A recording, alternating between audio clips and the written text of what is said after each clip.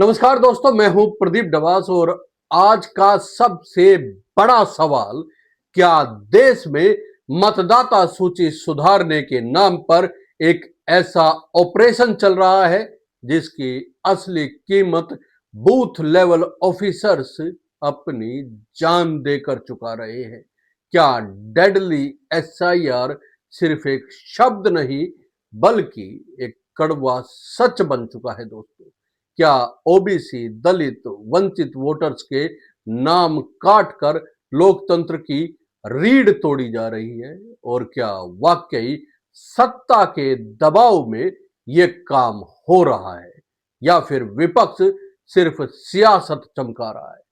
सवाल कई हैं दोस्तों और जवाब शायद कहीं नहीं है, लेकिन सच्चाई इतनी है कि सिर्फ 22 दिनों में 7 राज्यों में 25 बीएलओ की मौत हो गई। सिर्फ कल्पना कीजिए, 25 मौतें दोस्तों। और कुछ राजनीतिक दलों के दावों के मुताबिक यह आंकड़ा इससे कहीं ज्यादा है। सिर्फ पश्चिम बंगाल में टीएमसी ने 34 मौतों का दावा किया है, लेकिन चुनाव आयोग कहता है कि अब तक किसी भी मौत को काम के दबाव से जोड़कर पुष्टि नहीं की जा सकती। तो क्या 25 परिवार झूठ बोल रहे हैं? क्या सारे परिजन एक ही स्क्रिप्ट पढ़ रहे हैं? ये सवाल हम आपसे भी पूछना चाहते हैं दोस्तों। क्या आपको लगता है? कमेंट जरूर कीजिए। लेकिन कहानी यही खत्म नहीं होती। असली आग तो तब भड़कती है जब यूपी, एमपी, राजस्थान और बंगाल में इस पूरे मुद्दे पर सियासत चरम पर पहुंच जाती है। गोंडा के बीएलओ विपिन यादव की मौत ने मानो पूरे देश को झंझोर दिया है। पिता का बयान है, बेटे से कहा गया कि ओबीसी वोट काटो वरना नौकरी चली जाएगी और गिरफ्तारी होगी वो अलग। क्या लोकतंत्र में ये भाषा चल सकती है? क्या अधिकारी वाकई ऐसे दबाव बनाते हैं या कहीं ये भी एक राजनीतिक कहानी बन चुकी है?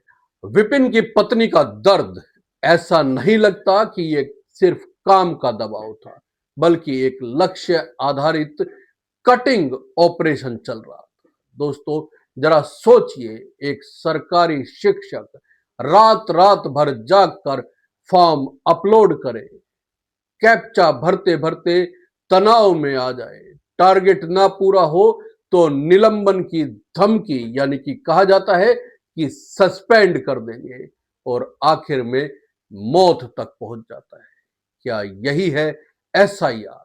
और ये सिर्फ यूपी नहीं, मध्य प्रदेश में तो हालात और भी गंभीर है। एमपी में अब तक 9 कर्मचारियों की जान जा चुकी है, कई बीमार पड़ चुके हैं, एक लापता है। पत्नी रो रो कर कह रही है 4 रात से सो नहीं पाए, डर था कि टारगेट पूरा नहीं हुआ तो सस्पेंड कर दिए जाएंगे। क्या इस देश में सरकारी नौकरी वाकई इतनी असुरक्षित है दोस्तों? क्या एक फॉर्म पूरा नहीं होने पर जिंदगी पूरी तरह से खत्म हो जाए? ये भी सोचने वाली बात है दोस्तों। जरा यहां पर रुकिए और सोचिए, क्या ये मौतें सिर्फ संयोग है या सिस्टम का बोझ इतना बढ़ गया है कि कर्मचारी टूटने लगे हैं? इधर विपक्ष इसे एक संगठित वोट कटिंग ऑपरेशन बताता है। राहुल गांधी कहते हैं एसआईआर के नाम पर दलित, ओबीसी और गरीबों को लिस्ट से हटाया जा रहा है। अखिलेश यादव का दावा है कि 3 करोड़ नाम काटने की तैयारी है। कांग्रेस की सुप्रिया ने तो इसे सीधे सीधे हत्या करार दे दिया। आरोप यह है कि बीएलओ की कनपटी पर कट्टा रखकर कहा जा रहा है ओबीसी वोट काटने ही पड़ेंगे। सुनने में फिल्म जैसा लगता है, लेकिन क्या जमीन पर ऐसा हो रहा है? उधर बीजेपी कहती है यह सब एक नैरेटिव है, एक राजनीतिक कहानी है जिसे विदेशों से संचालित किया जा रहा है। सोशल मीडिया पर अकाउंट्स के जरिए फैलाया जा रहा है। संबित पात्रा ने प्रेस कॉन्फ्रेंस में दावा किया कि कांग्रेस नेताओं के x handle accounts Ireland, Thailand, America से चल रहे हैं। यानी जनता का ध्यान मुद्दे से नहीं, सोशल मीडिया के लोकेशन टैग से भटकाने की कोशिश हो रही है। लेकिन असली सवाल फिर भी वहीं खड़ा है। बीएलओ की मौतों पर बीजेपी के पास ठोस जवाब क्यों नहीं है, और बीजेपी क्यों जवाब देगी? जवाब चुनाव आयोग के पास होना चाहिए। क्या सिर्फ विपक्ष को झूठा कहने से ये सवाल खत्म हो जाएंगे? दोस्तों, यहां आपसे एक बार फिर हम बात करना चाहते हैं। आप बताइए, 25 से ज्यादा बीएलओ की मौत, क्या ये सब संयोग हो सकता है या मामला गंभीर है? चलिए अब थोड़ा सा और आगे की बात करते हैं। सुप्रीम कोर्ट ने एसआईआर को पहली बार होने के आधार पर चुनौती देने से इनकार कर दिया। कोर्ट ने कहा कि ईसीआई को फॉर्म 6 की एंट्रीज में की जांच का पूरा संवैधानिक अधिकार है, और इससे बड़ी बात यह है कि आधार कार्ड नागरिकता का सबूत नहीं है। यानी आधार है तो नाम पक्का नहीं है, और आधार नहीं है तो नाम जाएगा भी नहीं। ये भ्रम भी टूट गया। कोर्ट ने स्पष्ट किया कि किसी मतदाता का नाम हटाने से पहले नोटिस देना जरूरी है, लेकिन जमीनी स्तर पर क्या हो रहा है? क्या वाकई नोटिस दिया जा रहा है या बिना बताए नाम हटाए जा रहे हैं? गोंडा और बरेली के परिवारों की माने तो किसी को कोई सूचना नहीं मिली। ये मीडिया रिपोर्ट्स कहती है, अलग अलग अखबारों में यह सूचना छपी है। अगर सुप्रीम कोर्ट कह रहा है कि नोटिस देना जरूरी है, और अगर नाम बिना बताए हटाए जा रहे हैं, तो फिर ये किसकी जिम्मेदारी है? ये बड़ा सवाल है। चुनाव आयोग की, प्रशासन की, या सरकार की? और क्या इस पर कोई कार्रवाई होगी? और निर्वाचन से जुड़े हुए पूर्व अधिकारी भी कहते हैं कि काम का बोझ इतना ज्यादा है कि सिस्टम की खामियां टूट टूट कर बाहर आ रही है। कैप्चा भरने का सिस्टम खराब, सर्वर, रात में फॉर्म अपलोड, दिसंबर में स्कूल का कोर्स पूरा करने का दबाव, ये सब मिलकर कर्मचारियों को तोड़ रहे हैं। सवाल जब सिस्टम को सुधारना था तो दबाव बीएलओ पर क्यों डाला गया? दोस्तों, यहां एक और दिलचस्प बात है।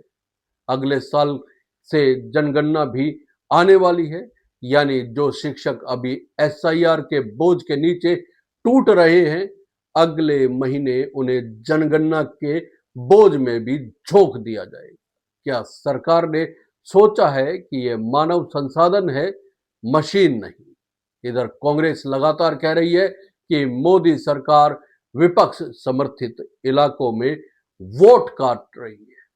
बीजेपी कहती है कि कांग्रेस गलतफहमियां फैला रही है, लेकिन इस शोर में सबसे ज्यादा कौन मर रहा है, कौन दबाव में है, कौन पूरे सिस्टम का बोझ उठा रहा है? साफ है, बीएलओ।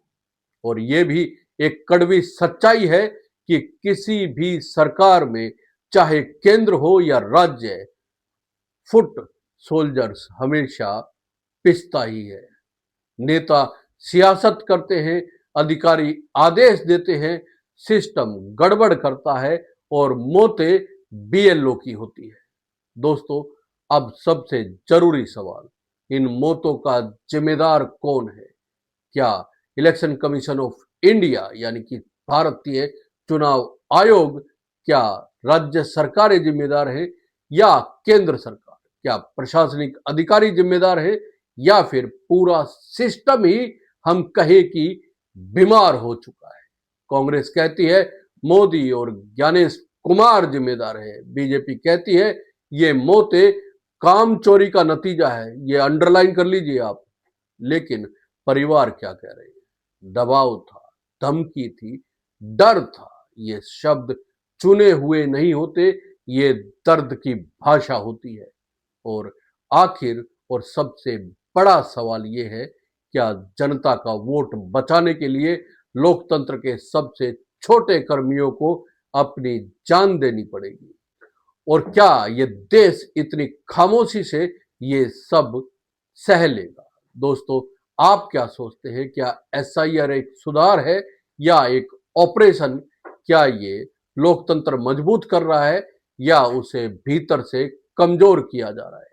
कमेंट करके जरूर बताइए। और ये वीडियो अगर आपको पसंद आई है तो लाइक कीजिए, शेयर कीजिए और चैनल को सब्सक्राइब करना ना भूलें, क्योंकि यही वो मंच है जहां पर आपके हितों से जुड़े हर मुद्दे उठाए जाते हैं। जय हिंद, नमस्कार दोस्तों।